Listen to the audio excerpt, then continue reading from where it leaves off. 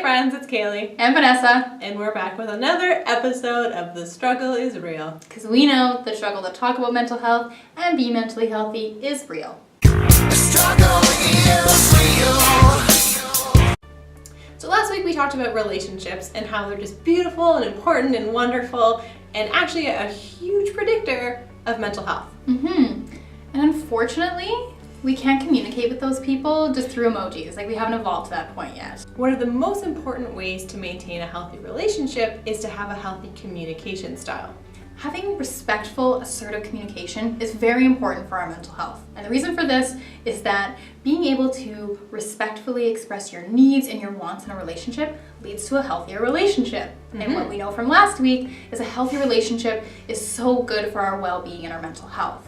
And assertive communication is also super great at doing the most important thing that you could ever possibly do in your life, which is reduce stigma and challenge people who talk about mental health or any other topic in a really stigmatizing way. There's 3 different types of communication styles that we want to go over today, and we gave them all really fun names. Of course. The first one is being a passive pat.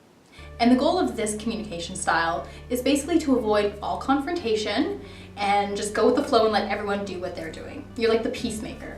Exactly. But it's not a good thing in this case. You're not a peacekeeper. No, don't keep the peace. The peace leads to not healthy relationships. Exactly. So in a passive communication style, you basically are never communicating your own wants and needs in any of these relationships. So if you have a partner relationship or a friendship relationship, you're never really expressing what you actually want and need in that relationship. You're always saying things like, yeah, no problem, whatever you think is fine. No, I'm good with anything. And when you do express your needs, you're like, is that okay? I'm sorry, I can just take all that back. Pretend we never spoke. And the reason that this is important for your mental health is that when you're never able to express your wants and your needs in a relationship, first of all, you're probably going to end up feeling pretty resentful because if you're never expressing your wants and your needs, guess what? Your wants and your needs are never getting met. That's a huge problem. The second reason why it's not good for your mental health is that if you continually never express how you feel or what you think, then you start to internalize that and you just believe that none of your feelings or thoughts do matter.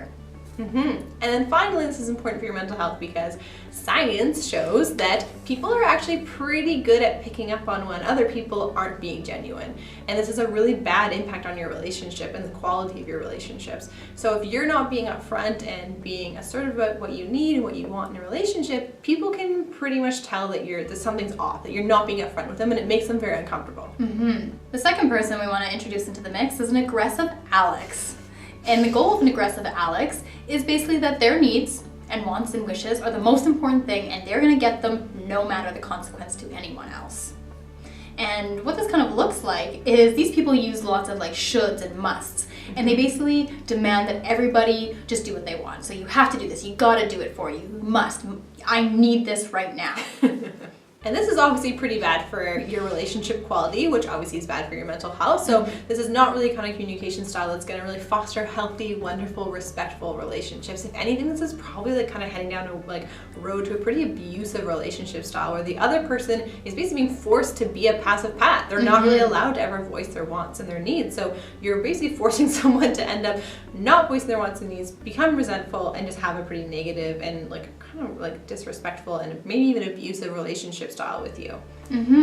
And this has an effect on other people's self-esteem. Whereas passive pat was all about your own self-esteem, you're making other people's self-esteem worse. That's not nice.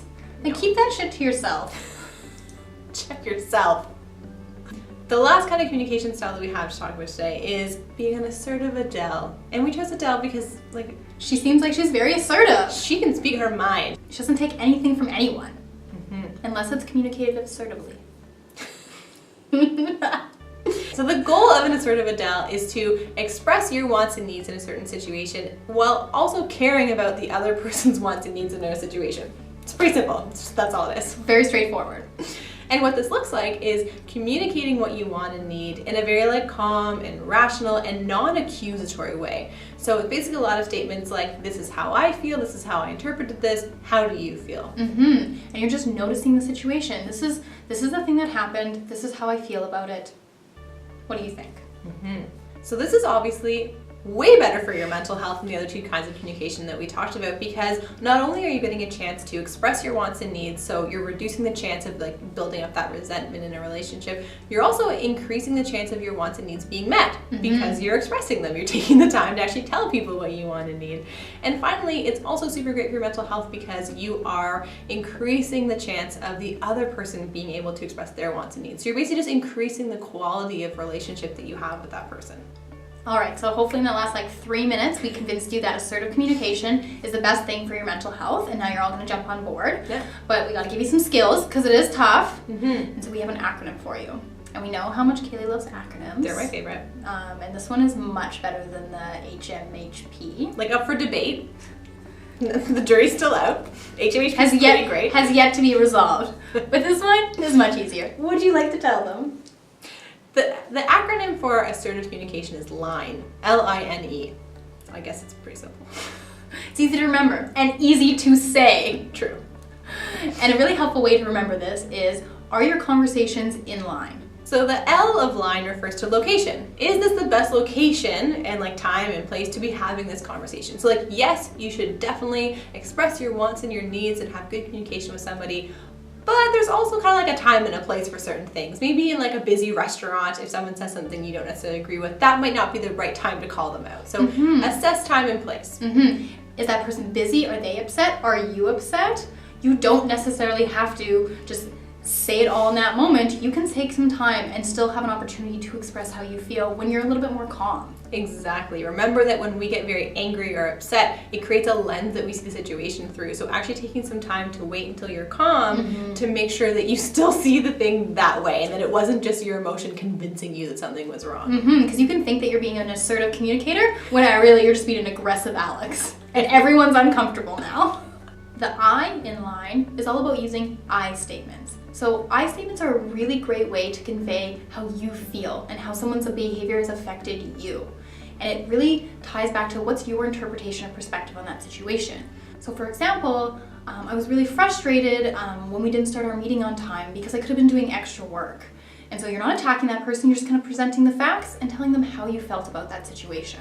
The key thing about doing this is that it really just takes off any kind of like aggressiveness or accusatoriness. You're not accusing them of anything, you're just saying how you feel. And this is great because it reduces the chance of the conversation becoming an argument, because you're not forcing them to become on the defensive. You're not accusing them of anything, you're just saying, hey, this is how I felt about this. Because people can't argue with how you feel. You'd be like, I feel sad. Well, no, you don't. How dare you?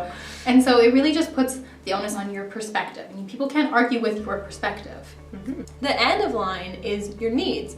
Figuring out what your needs are. You wouldn't get in a car and start driving somewhere until you knew where you were going. So figure out what your needs are and figure out how you're going to communicate those. So don't just go into the conversation being like, I am upset. I don't know what I want from this. I just know that I am sad. I just want to scream at you. Yeah. That's not going to be productive. That's not going to like change anything down the road. It's not going to make that person not be late. So figure out exactly what do you want from that situation. Do you want them to text you when they're leaving? Do you want that person to try to come on time more often? Figure out exactly what you want from that situation so it can be a really productive conversation. Exactly. It's kind of like just being more solution focused. Like, yep, this crappy thing happened. This is what I think would be a better solution next time. And if you feel such a strong emotion that you can't even think of your needs, this is a really good indication that maybe it's not the location, the time, or the place. Indeed. Indeed. Indeed. The E in LINE is for evidence. And so sticking to the facts. Stick to the facts, ma'am. What actually happened? Not your interpretation of the situation, but things that actually both objective parties could agree to. So, you were 20 minutes late to our meeting. That's something that both people can agree on. And so focus on that. Don't put values or judgments like you don't value people's time. Whoa, that's pretty far from you were late. And when you're using those I statements, you can say, I feel upset when you're 20 minutes late because it makes me feel like you don't respect my time or you don't care about me or whatever it is. That's the place for that, like how you're feeling and how you're interpreting it. But when you're just trying to state what happened, just stick to facts. There are many places that you're going to have to try and use this assertive communication, not just in communicating with like a partner or a best friend or something like that, although that would be great if those were the only people you ever had to interact with. All your favorite people. That would just be great. There are lots of times out in the real world where you're going to have to use or hopefully use assertive communication. So for example, if you notice that someone is using some kind of stigmatizing language or speaking about something in a stigmatizing way, that's a really great opportunity to use this awesome assertive communication to let them know that what they're doing is pretty crappy. And what you want to do is make sure you're approaching that situation with compassion. So people who are using kind of stigmatizing language are probably not bad people. They're just uninformed, or they're just not even intentionally aware that what they're saying could be really hurtful to somebody. Exactly. My dad says some really ridiculous stuff sometimes, and when I call him on it, he's like, oh, when I was a kid, we said it all the time. I just didn't realize that people weren't saying that anymore. Yeah, thank you for telling me. Exactly. Even people who struggle with their mental health, or work with people with mental health, study it, we all accidentally or unintentionally are going to say things that are stigmatizing. And we're human, and we just have to try better. And so don't go into a situation where you see someone's doing this really angry or aggressive or mean. Recognize that they're a human that's making a mistake. Another area where it would be really great to have this assertive communication style is when talking about your own mental health and your own mental health struggles. So if you have people in your life that are trying to support you, but maybe they're not doing it the right way that's the best for you, or maybe you meet a new partner or make a new friend and you're trying to find a way to communicate to them what your specific needs are because of some kind of mental health thing that you're struggling with, this is a really great time to use some of these I statements and to find a really great way to communicate what you want and need in an assertive way. So instead of maybe being a passive pat about it and be like, oh, if I just don't tell them it'll be fine, and then waiting until it all builds up and then turning into an aggressive Alex and be like, you never do what I need, probably not gonna go great. We can't mind read. People don't know how we feel unless we tell them. And how they react really depends on how you do it. So if you're assertive, that means you're being respectful and direct, and they're gonna be a lot more open to hearing what you have to say. Okay, so we have a challenge for you. As usual.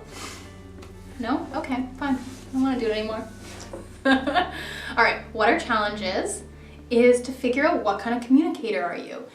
And you might have a different style of communication with your boss, with your partner, with your friends, with your barista. So figure out what style you use with all the different relationships in your life. And try and evaluate, are you being a passive Pat? Are you being an aggressive Alex? Are you being a wonderful assertive Adele? We can only aspire to be Adele. I'm gonna try. And there's gonna be times where it's okay to be aggressive or it's okay to be passive, but those are pretty far and few between. Most of the time, assertive communication is gonna be your best bet.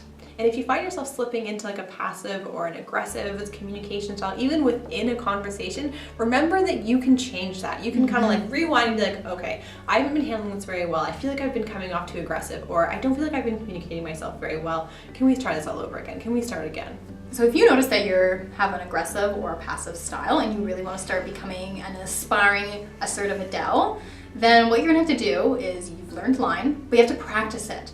And it's gonna be hard the first time because it is a skill you have to learn, and it's gonna be a little bit difficult, so practice. Write down exactly what you wanna say. Practice with a friend. The more you do it, the easier it'll become. Remember how we talked about habits? Make assertive communication a new habit.